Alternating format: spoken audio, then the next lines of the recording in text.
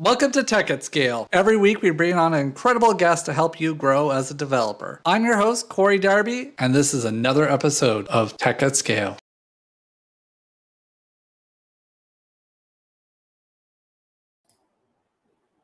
Hello. Our coffee is check. This is another Coffee and Dev. You will notice on the slides, though, that the time, or the date, I should say, has changed, actually. So this will be last week that I do Monday and Friday. I am going to switch to do it Wednesday and Friday because if you don't know, on the Tech at Scale channel, I do interviews with guests. Typically, it's just Andre, not just Andre. It is the Andre that comes on and does fireside chats with me on Sunday. So I feel like Sunday, Monday, Friday is too much, and Sunday, Wednesday, Friday makes it a little bit easier in terms of planning and spreading out a bit of the content. And let's be honest, I can only drink so much coffee, guys. I have to have a break in there, you know.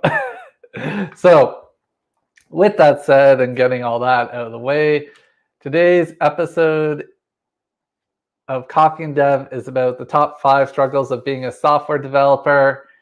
And, you know, I just wanted to talk about this because, you know, we all have struggles, and I thought, why not do a top 5 of it? So getting into it, I think one of the main struggles that a lot of us face is really staying up with technology.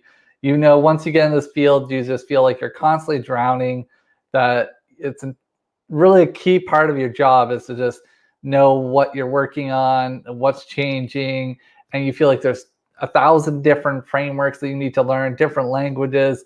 So you spend like, I've known people who spend even their lunch breaks just watching YouTube videos and trying to stay up to date. I've had friends who've taken full sabbaticals just to make sure that, you know, they felt like they're falling behind and that their career wasn't keeping up with pace. So I think this is a struggle that you don't understand unless you're really in the field. A lot of other industries do change, but not at the rate and pace that, you know, the software industry has just been changing. If you're in front end, there's a new front end framework. It seems like every 2-3 days. So I do think that a huge struggle is staying up to date with technology. That goes on to the next thing, which is stressful deadlines. You know, as a developer, you're really passionate about what you're doing, but you've got to deal with these really stressful deadlines. And it's a struggle because you see a lot of times devs who are like, if only we had the time to tackle X, if only we did this technical debt. And then they're just have no time because of deadlines, or it's not a priority. So I think this is like a hidden struggle of being a dev that you realize if you're in development, you feel this all the time. But from the outside, a lot of people will just go, listen, it doesn't seem that stressful. You know, it's just code. It's not like there's a building that's going to collapse without it, or, you know, it's also hidden because a lot of the code that you produce, you don't necessarily see. Like a lot of people will say, why does Reddit need like, you know, plus 100 developers? Like it's just a site with listings. Or Airbnb, how do they have like 5,000 plus engineers on Airbnb? Is just booking a room, but there's a lot of hidden stuff behind that. So stressful deadlines kind of gets abstracted unless you're a dev, and then you realize, wow, some of the deadlines can be really, really stressful. Lack of feedback. Now you might be thinking, I get so much feedback. What do you mean? Like I put up a pull request and I get all this feedback, but it's hard to get that sort of feedback beforehand.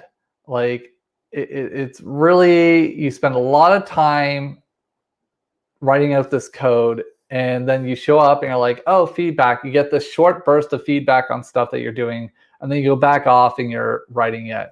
So you're also not getting a lot of feedback on the other parts, which is like, how readable is my code? How do I improve my code?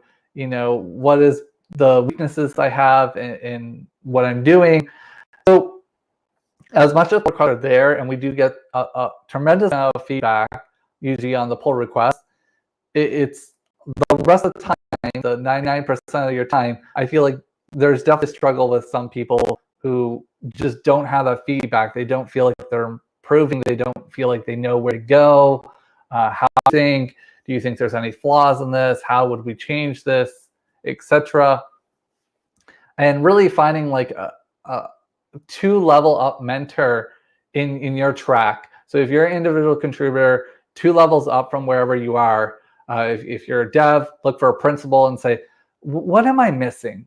You know, how do I get to the level that you are? Or what did you find that really improved your game? And this will really tremendously help. But it is a struggle because I think a lot of people want it. They just don't know how to get the feedback.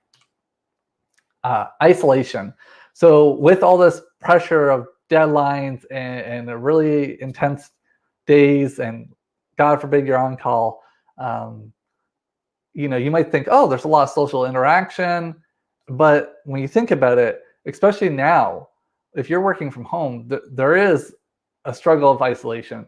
A lot of times you start your day, you do your stand-up, maybe you have a small meeting with your team, and you know, 99% of the time you're just, if you're in an IC track, you're just putting your head down, running your code, occasionally answer like random Slack messages, but it's not the most engaging thing, right? Like it's not like other departments where the only way to move forward is to collaborate with like X.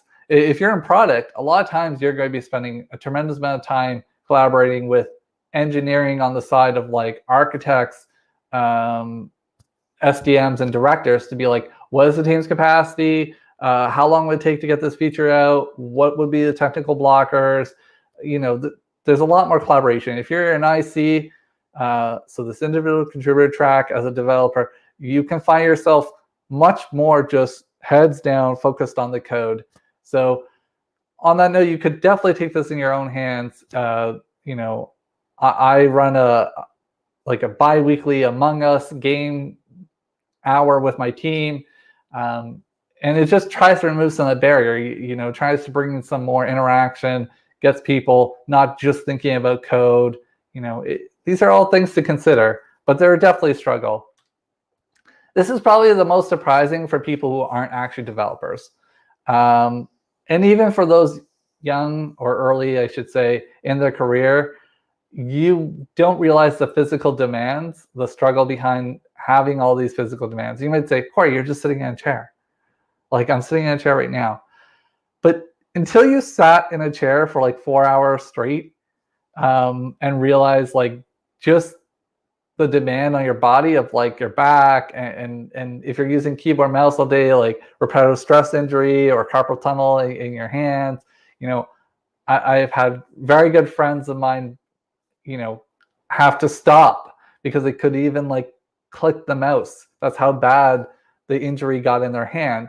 And we really dismiss this struggle. We think, oh, that's not going to happen to us. Or you're naive and you say, oh, like all the demand is intellectual. How could they ever feel like there's a physical demand? It's not like you're carrying bricks or doing some physical labor.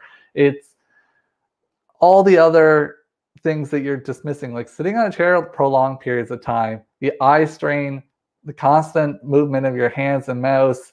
This all wears you down. So just remember, stretch, get up, walk around, get exercise, you know, try and have good posture, invest in a good chair, because you know, these are really the struggles of being a software developer. They might seem first world problem, but this stuff will come and definitely like knock you down if you don't pay attention to it. And with that said, I want to draw your attention to the fact that Tech at Scale is slowly expanding into other spots. So now we have a TikTok. I do the streams on Twitch and YouTube, as well as just got approved for LinkedIn Live. So if you're on LinkedIn, hello, you know, but I really want to bring on more guests and really expand and broaden what we talk about here on Tech at Scale in general. And until next, well, Friday, but don't forget, next week it's Wednesday, not Monday. But until next time, this is Tech at Scale, and I'm out for the day. Adios. Cheers.